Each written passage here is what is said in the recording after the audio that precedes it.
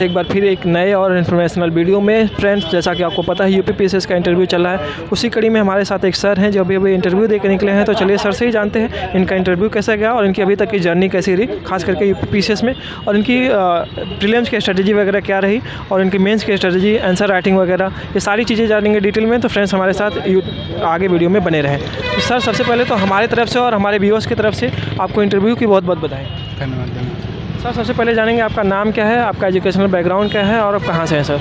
मेरा नाम जितेंद्र सिंह है। मैं उत्तर प्रदेश के फतेहपुर ज़िले का रहने वाला हूँ और मैंने एमए किया हुआ है हिंदी साहित्य से। सर ये यूपी पीसीएस में आपका कौन सा अटैम्प्ट था और कौन सा इंटरव्यू था सर? यार ये मेरा दूसरा इंटरव्यू था और मैंने अटैम्प्ट कई दिए हैं, ये दूसरा इंटरव्यू मेरा दूसरा है जी। और सर यहाँ पे आपका ऑप्शनल सब्जेक्ट क्या था और आपका इंटरव्यू वगैरह कितने समय तक चला सर? मेरा बैकग्राउंड हिंदी साहित्य था तो मैंने ऑप्शनल हिंदी साहित्य ही लिया है। हिंदी साहित्य है मेरा। और क्या पूछा था दूसरा? सर आपका इंटरव्यू कितने वक्त तक चला और बोर्ड कौन सा था? यार टाइम एग्जैक्ट देखा नहीं, पर हाँ 20-22 मिनट तो चला होगा। मैम का बोर्ड था। मैम का बोर्ड था। तो सर आज के इंटरव्यू में आपसे किस सेगमेंट से सबसे ज़्यादा क्वेश्चन पूछे गए, आपके ऑप्शनल से, जीएस से या करंट से? ऑलमोस्ट उन्होंने ना कम टाइम में सारे सेक्शन पूछ लिए मुझसे। यूपी का पूछा था करंट में, सिचुएशनल बेस्ड थे, इवन 2 साल पुराने करंट पूछ लिए, जैसे वो गीतांजलि श्री वाला मैटर था वो पूछा। सर सबसे पहले मैं जानना चाहूँगा आपके ऑप्शनल से अगर कोई क्वेश्चन पूछा गया है तो हमें बता पाए। आदिकाल की टाइमिंग पूछी थी और कवियों के नाम पूछे थे कि बताओ कौन कवि किस कालखंड में थे जी। ये पूछा था। खुसरो पर सूफी का प्रभाव पूछा था, ये सब पूछा जी। और सर करंट अफेयर्स वगैरह से क्या क्वेश्चन आपसे पूछे गए? करंट अफेयर्स से उत्तर प्रदेश में जो माइग्रेशन हो रहा है इससे पूछा था, और अग्निवीर योजना पूछी थी मेरे से, और याद नहीं आ रहा अभी, पर करंट में पूछे सर थे। सिचुएशनल बेस्ड क्वेश्चन आपसे क्या पूछा गया? पूछी थी कि एसडीएम हो तो क्या करोगे, और पूछा था कि सोसाइटी के लिए अभी तक क्या किया है जी, बाद में तो जो करोगे अभी क्या किया है ये बताओ।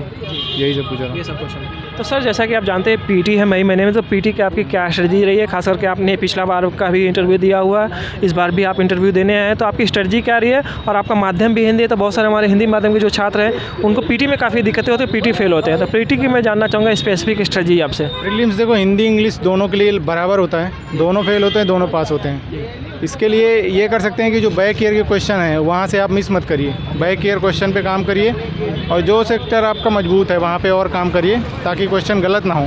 बस यहाँ क्योंकि माइनस मार्किंग गलत करोगे तो आप बाहर हो जाओगे, इसलिए। सर प्रीलिम्स के लिए आपने करंट अफेयर्स वगैरह कहाँ से पढ़ा था और कैसे पढ़ा था सर? करंट अफेयर्स के लिए 2 सोर्सेज हैं, एक आँख वाली एक बुक आती है घटनासार की, घटना चक्र की, और एक घटनासार आती है। मैं तो दोनों पढ़ता हूँ, और यूट्यूब से भी काफ़ी कुछ देखा जा सकता है, जहाँ से ठीक लगे आपको, आपके सूटेबल के हिसाब से जो भी है वो देखिए। और सर सीसेट वगैरह आपने कहाँ से और कैसे तैयार किया था? सीसेट यार मेरा हो जाता है नॉर्मली, क्योंकि मेरा हिंदी रहा तो हिंदी से मुझे क्वेश्चन मिल जाते हैं, मैथ भी मुझसे बनी जाती है। जिसका कमज़ोर है उसको करने की ज़रूरत है, क्योंकि बहुत सारे लोग साथ के फेल हो रहे हैं सीसेट। सर मैं मेंस पे आना चाहूँगा, मेंस की आपने कहीं से कोचिंग वगैरह की थी या फिर सेल्फ स्टडी से तैयारी किया था? मेंस के लिए आंसर राइटिंग प्रैक्टिस मस्ट है, और उसके लिए कोई ना कोई संस्थान ज्वाइन कर लेना चाहिए मुझे लगता है जी। तो मैंने किया। सर मैं आंसर राइटिंग पे ही आना चाहूँगा। आंसर राइटिंग खास करके लेके बहुत सारे बच्चों के मन में संदेह रहता है कि कब से आंसर राइटिंग शुरू किया जाए और आंसर राइटिंग में क्या चीज़ें इंक्लूड किया जाए जिससे उनका आंसर और बेहतर हो पाए। आंसर राइटिंग में सीधे आंसर जो पूछा है वो लिखिए,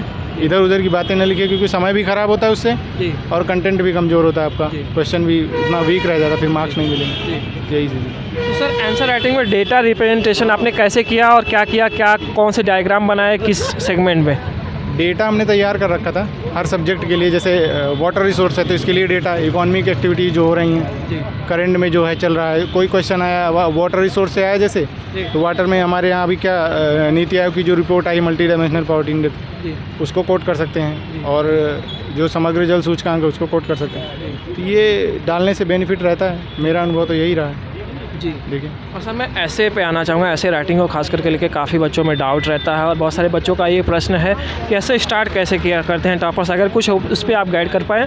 और उसी में मैं एक चीज़ और इंक्लूड करना चाहूँगा कि आप लोग डेटा कलेक्शन उसका खास करके पोइट्री और कोटेशन वगैरह आप लोग कहाँ से और कैसे कलेक्ट करते हैं? देखो मेरा साहित्य है विषय, तो मुझे कोटेशन रोटेशन की कमी पड़ती नहीं है। मुझे संदर्भ जैसा होगा मुझे उस हिसाब से कोटेशन याद रहते हैं, तो उस हिसाब से मुझे दिक्कत नहीं होती। लेकिन जो और 2 सेक्शन होते हैं उनके लिए मैंने डेटा मैनेज किया हुआ है। वही मैंने कहा कि डेटा है आपके पास, उसको आप कितनी जगह यूज कर सकते हैं वो आपके ऊपर डिपेंड करता है, वो खुद की कला होती है। ऐसे में तो वैसे ही लिखना है, तो इस हिसाब से ऐसे का कर सकते हैं। और यूट्यूब में बहुत सारे वीडियो भी पढ़े, जिसको समस्या हो रही है वो देख के लिखे। क्रॉनिकल पढ़ सकते हैं उसके लिए। चैनल के नाम बता पाए हमें यूट्यूब पे? यूट्यूब में बहुत सारे चैनल हैं यार, मैं किसका नाम लूँ इसका, बहुत सारे चैनल हैं। ऐसे के लिए तो कुछ फेमस टीचर हैं, उनके वीडियो देखे जा सकते हैं। जी।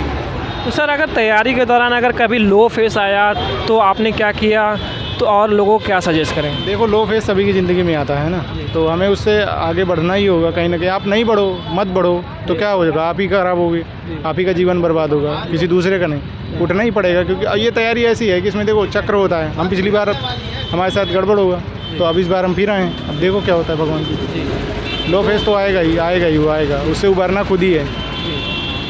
तो सर आपने अपना कीमती वक्त दिया, उसके लिए बहुत बहुत धन्यवाद, और आपका किसी बड़े पोस्ट पे चयन हो उसके लिए शुभकामनाएं। Thank you.